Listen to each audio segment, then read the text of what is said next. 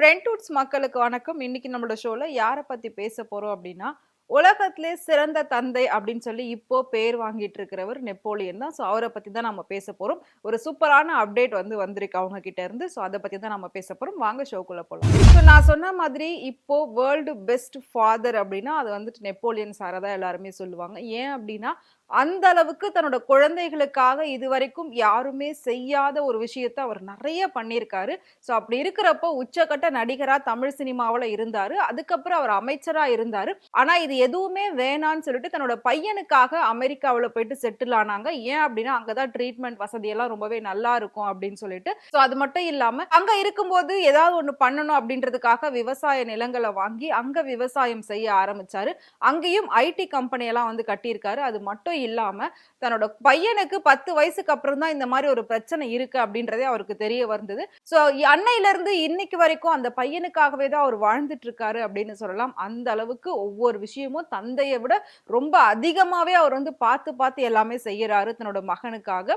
அப்படி இருக்கிறப்போ தனக்கு அப்புறம் தன்னோட மகனுக்கு யாரு ஆதரவா இருப்பாங்க, யார் அவனை பார்த்துப்பாங்க அப்படின்றதுக்காக ஒரு நல்ல பெண் வேணும் அப்படின்றதுக்காக ரொம்ப தேடி தேடி கண்டுபிடிச்சு வந்து பாத்தீங்கன்னா அக்ஷயா அப்படிங்கிற ஒரு பொண்ணை வந்து கல்யாணம் பண்ணாங்க. சோ அந்த கல்யாணம் எந்த அளவுக்கு பிரம்மாண்டமா நடந்தது, எவ்வளவு பெரிய பேசு பொருள் ஆச்சு அப்படிங்கறதையும் நாம வந்து இதுக்கு முன்னாடி வீடியோல பேசியிருக்கோம். சோ நீங்க பாத்தீங்க அப்படின்னா கண்டிப்பா உங்களுக்கு தெரியும். சோ அப்படி இருக்கிறப்போ அந்த கல்யாணத்துக்கு பல நட்சத்திரங்கள் இங்க இருந்து ஜப்பானுக்கு போயிருந்தாங்க. ஏன்னா ஜப்பான்ல தான் அந்த கல்யாணம் ரொம்ப பிரம்மாண்டமா நடந்துச்சு. சோ அது கூட அந்த கல்யாணம் எதுக்காக ஜப்பான்ல நடக்கணும், இவங்க இருக்கிறது அமெரிக்கா, பூர்வீகம் அப்படின்றப்ப தமிழ்நாடு, திருநெல்வேலி சைடு.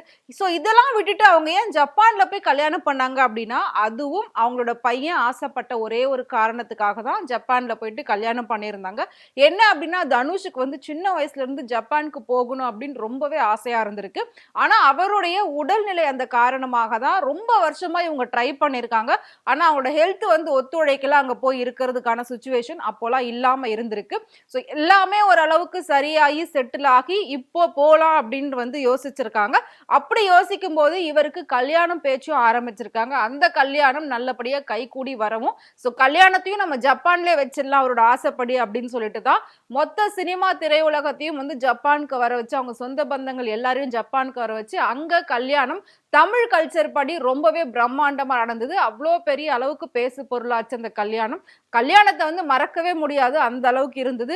உண்மையிலே தன்னோட குடும்பத்துக்கு கிடைச்சிருக்கிறது ஒரு மருமகள் கிடையாது, கொலசாமி அப்படின்னு சொல்லி நெப்போலியன் ரொம்ப நெகிழ்ச்சியாவுமே பேசியிருந்தாங்க அவங்க 2 பேருமே சேர்ந்து. சோ என்னோட மனைவி எப்படி வந்து ஆரம்பத்துல இருந்து என் கூட இருக்காங்களோ, எல்லா விஷயமும் எனக்காக பார்த்து பார்த்து செய்யறாங்களோ, அதே மாதிரி என்னோட மருமகள் என்னோட பையனுக்காக எல்லாத்தையும் பார்த்து பார்த்து செய்வாங்க.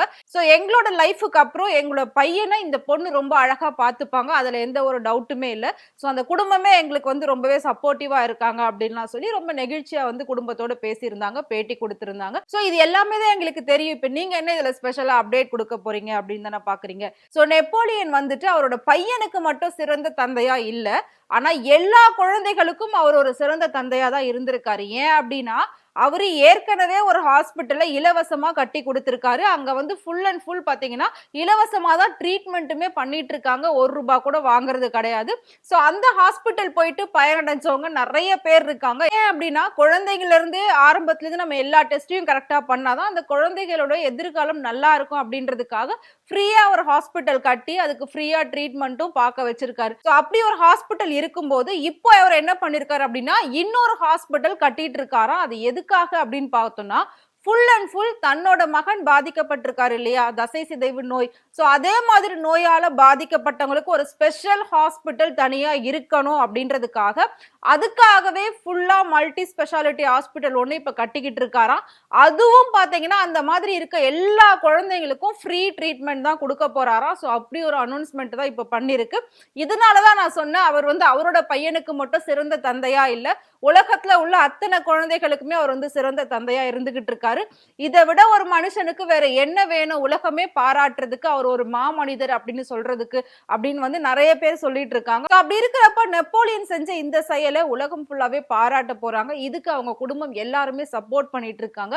இந்தியாவில இருந்து நிறைய பேர் வந்து அவருக்கு சப்போர்ட் பண்ணிட்டு இருக்காங்க. சோ கூடிய சீக்கிரம் வந்து பாத்தீங்கன்னா அந்த தசை சிதைவு நோய்க்கு அப்படின்னு சொல்லி ஒரு மல்டி ஸ்பெஷாலிட்டி ஹாஸ்பிட்டல் வந்துட்டு வரப்போகுது.